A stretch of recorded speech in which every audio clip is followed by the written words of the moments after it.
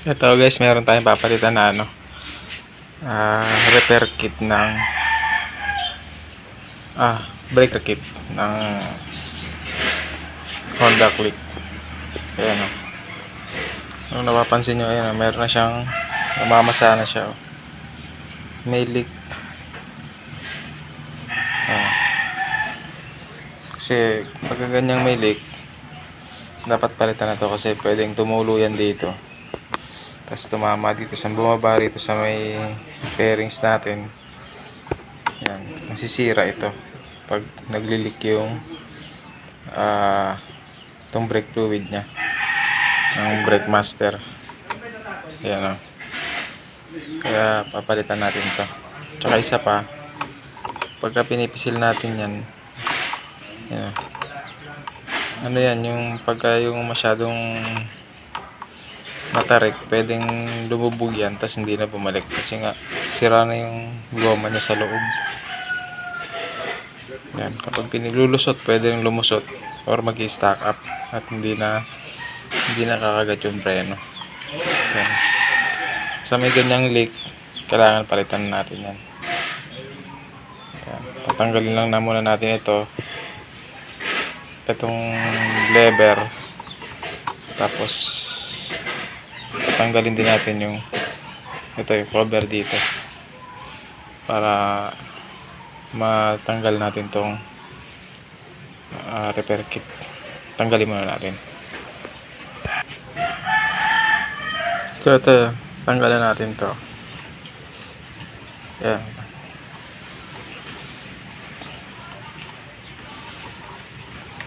Yan, pwede internal nyo sa ilalim. Yan, tapos tatanggalin lang natin yan.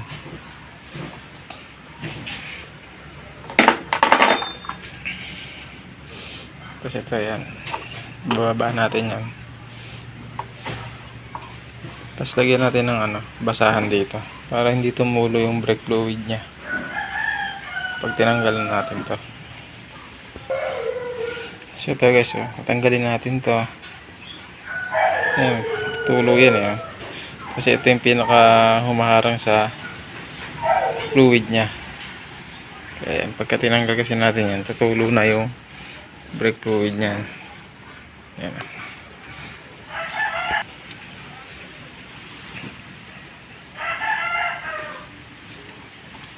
Yan, nakita nyo, tagas na yan oh. Kasi meron lang siyang sealed na ito cover, kaya hindi pa siya masyado tumutulo. Pero pag tuluyan na yan, ayan, ito daw. Yan, leak na siya. Ayan, tumulo na. Kasi pag pumatak dun sa fairings, masisira yung fairings natin. Mahal pa naman yung fairings na itong Honda Click. Kasi mababasag yun. Tapos papangit yung kulay nya. Ayan o. Tatanggalin natin kasi may clip yan doon sa loob. Ayan o. Ayan, meron yung clip. Tatanggalin natin yan. So ito guys, natanggalan natin yan o. Tatanggalin nyo lang yan o. Meron siyang yung circlip nya. Gamitan nyo lang nito ng ganitong matulis. Ayan, tanggal na siya. May circlip yan sa loob. Kasi ito yung pinaka, yan, yan, tumulo na nga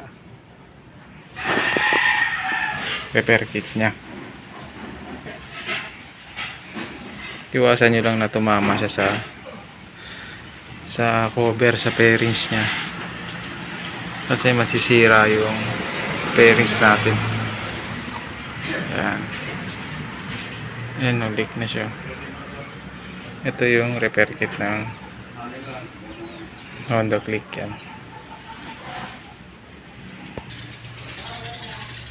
So ito guys, lilinisin nyo lang yung loob, or pwede i-flush nyo na lahat ng brake fluid. I-leak na, tanggalin na natin yung brake fluid nito. Linisin na rin natin, palitan na natin ng bago. Yan. Kasi ito yung ipapalit natin. Ito yun, yung ano, pang click 150 siya, pero ito yung ipapalitan. Pero halos parehas lang siya. Katulad lang din naman. Hindi naman siya ano, hindi naman siya magkaiba. Parehas lang sila.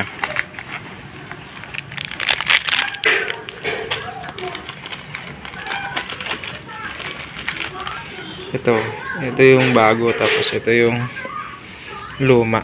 Lilinisan natin para makita natin yun. Ayan. Same lang siya. Ayan, same lang ng click 150. Ayan, pares na parehas siya. Tapos ito yung spring nya. Ayan.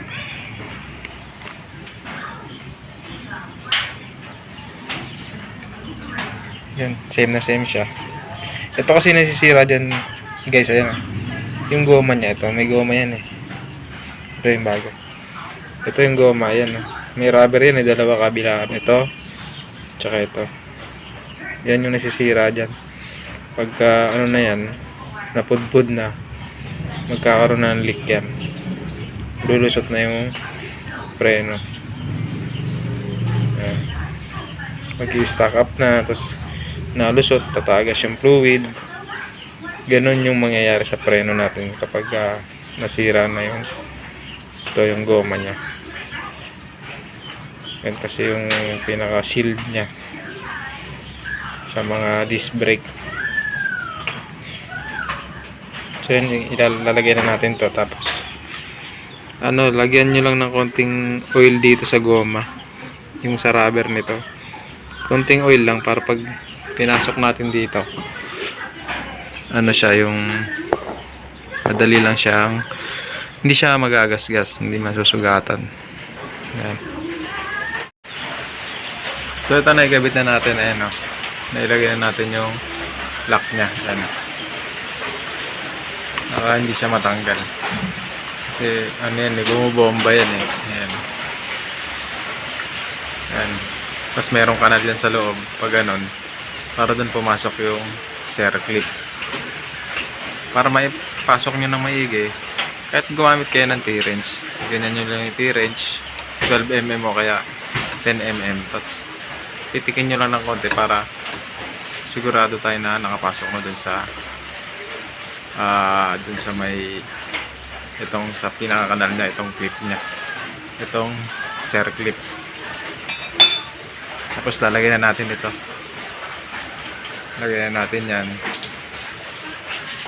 Kakabit na natin. Then lalagyan natin ito. Tapos i-bleed natin. Lalagyan natin ng brake fluid. So ito guys, nailagay na natin. Ayan na yung pinaka-cover nya. Tapos yung ito yung brake lever. Tapos lalagyan na lang natin ito ng brake fluid.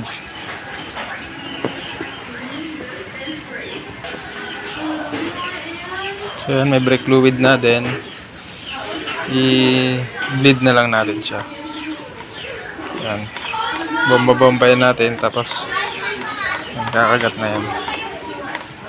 Yan, i-bleed nyo lang. Tapos ang bleeding ano nito, bleeding screw nya, ito,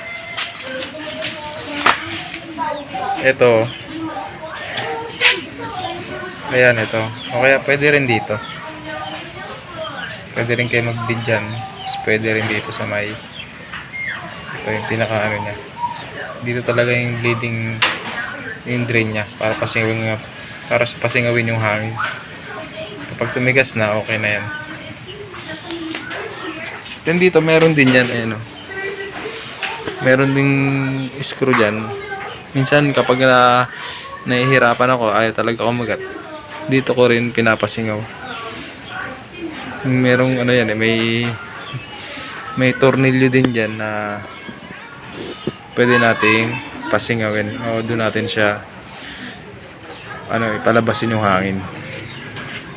Ganyan nyo lang, i-bleed nyo lang mga 10, 1, 2, 3, 4, 5, 6, 7, 8, 9, 10, mga ganun. Tapos pipirmisan nyo ng hawak, tapos masisingawin nyo rin sa may baba. hanggang sa tumigas na siya. Ayan.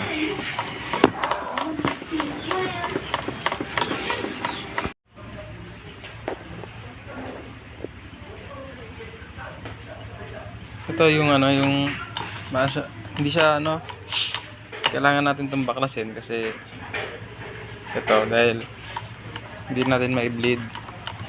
Ngayon dito tayo magbi-bleed para kasi binibleed natin sa baba doon sa may dalawang bleeding doon, bleeding ball. Ayaw doon, kaya dito binaklas na lang natin to kasi para dito lumabas yung hangin niya galing dito. Yan. Kaya malambot pa rin siya. Kaya dito tayo magpapasingaw. Yan, malambot pa rin. Wala pa rin preno. So yun, pinasirit natin dyan. 12mm lang naman to. Yan, okay na, tumigas na siya. Yan. Yan, may preno na siya. Kasi minsan kasi dito may hangin. Dito ako nagpapalabas minsan ng hangin. Kapag ayaw sa baba, binubuksan ko to tapos dito ako So yun, okay na. Ayan, may preno na siya, matigas na siya. Ayan. Tapos pagka nagbi-bleed kayo, huwag nyo hayaang mabusan ng fluid dito sa sa brake master nya para hindi pasukan ng hangin. Ayan, okay na siya at wala na rin sigurong leak to kasi bago na rin. Ayan. Ayan. So yun, maraming salamat sa inyong panonood at ingat kayo sa pagkalikot ng inyong motor. Ayan, tatakpan na natin to, babalik na natin, tapos okay na yung repair kit nya, wala na siyang leak, bago na yan, okay na yan, hindi na siya lulusot at hindi na rin siya mag-i-stack up. Salamat sa inyo at God bless sa inyo.